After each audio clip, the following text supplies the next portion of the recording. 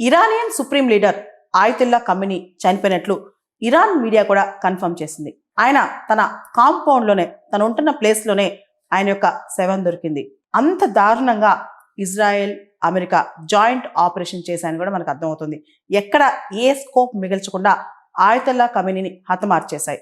అయితే ఇమీడియట్గా ఇరాన్లో నెక్స్ట్ ప్రభుత్వం ఇంట్రిమ్గా ట్రాన్సిషన్గా ఒక ప్రభుత్వం అయితే ఏర్పాడైంది. దానిలో ప్రత్యేకంగా ప్రస్తుతం ఉన్న ఇరాన్ ప్రెసిడెంట్ పెజెష్కియాన్ కావచ్చు, దాంతోపాటు అక్కడ సుప్రీంకోర్టు జడ్జి కావచ్చు, దాంతోపాటు ఒక మిలిటరీ ఆఫీసర్, ముగ్గురు కూడా ఇప్పుడు ఇరాన్ని లీడ్ చేస్తున్నారు. అయితే ఇరాన్ ప్రతి దాడులు చాలా స్ట్రాంగ్గా చేస్తుంది. ఇంకా చెప్పాలంటే ఏదైతే బుర్జ్ ఖలీఫా ప్రపంచంలోనే అత్యంత ఎత్తైన భవనం ఉందో దాని మీద కూడా అటాక్ జరిగింది. పెద్దగా నష్టం జరగలేదు బుర్జ్ ఖలీఫా, కానీ అటాక్ అయితే జరిగింది. దుబాయ్ ఇంటర్నేషనల్ ఎయిర్పోర్ట్ మొత్తం క్లోజ్ చేశారు.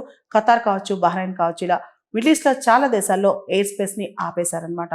దీంతో పాటు భారతదేశం నుంచి మిడిల్ ఈస్ట్కి వెళ్లాల్సిన ఫ్లైట్స్ చాలా క్యాన్సిల్ అయిపోయాయి. మోర్ దాన్ 400 ఫ్లైట్స్ నిన్న 400, ఈరోజు 450 వరకు ఫ్లైట్స్ అన్ని క్యాన్సిల్ అయిపోయాయి అనమాట.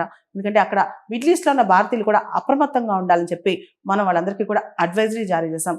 అయితే ఇరాన్ మాత్రం ఏదైతే ఆయతుల్లా ఖమేనీ ఇరాన్ సుప్రీం లీడర్ని హతమార్చిందో అమెరికా ఇజ్రాయెల్ జాయింట్ ఆపరేషన్, దానికి ప్రతీకారం తీర్చుకుని తీరతా అని చెప్పి ఇరాన్ ప్రతినబూరింది. ఒకవేళ కనుక మీరు కనీ విని ఎరగని రీతిలో రెడ్ లైన్ దాటి ప్రవర్తించారు, ప్రతీకారం తీర్చుకుంటా అని చెప్పి ఇరాన్ ప్రకటనతో అమెరికా మాత్రం ఒక మాట చెప్పింది. డొనాల్డ్ ట్రంప్ ఒక మాట స్పష్టం చేశారు. ఒకవేళ కనుక మీరు ప్రతీకారం తీర్చుకుంటే ఆల్మోస్ట్ మిమ్మల్ని అంతం చేస్తామని చెప్పి ఇరాన్కి గట్టిగా జవాబిచ్చాడు డొనాల్డ్ ట్రంప్. మొత్తానికి మాత్రం ప్రపంచంలో ముఖ్యంగా మధ్యప్రాచ్యంలో కొత్త యుద్ధం మొదలైంది.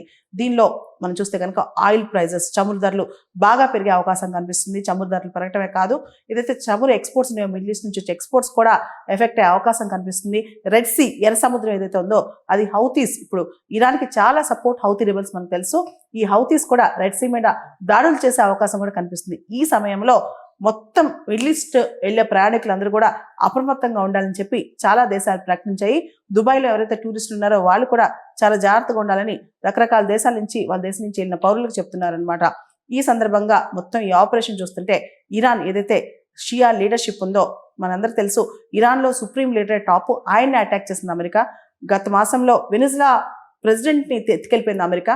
ఇలా అమెరికా వచ్చే 20-30 నెలల్లో ఎలా చేస్తుంది, కొత్త వరల్డ్ ఆర్డర్ ఏం చేయబోతుంది, Donald Trump expect the unexpected things అంటున్నారు కదా, ఆ విధంగా డొనాల్డ్ ట్రంప్ ఇంకా ఏం చేయబోతున్నారనే కుతూహలం కూడా ప్రపంచవ్యాప్తంగా వచ్చేసింది. అయితే ఇరాన్ మనకు తెలుసు షియా దేశం. ఇరాన్ ఇప్పుడు చైనా, రష్యా ఇరాన్ సపోర్ట్ చేస్తాయా, చైనా, రష్యా ఇప్పుడు ఇరాన్ విషయంలో ఎలా రెస్పాండ్ కాబోతున్నాయి, చైనా, రష్యా అమెరికాని ఇజ్రాయెల్ని ఆపుతాయా, అసలు అమెరికా ఇజ్రాయెల్ కలిసి ఈ జాయింట్ ఆపరేషన్ ఎప్పటి నుంచి ప్లాన్ చేశారు, దీని మీదే ప్రపంచ మీడియా మొత్తం చర్చిస్తోంది.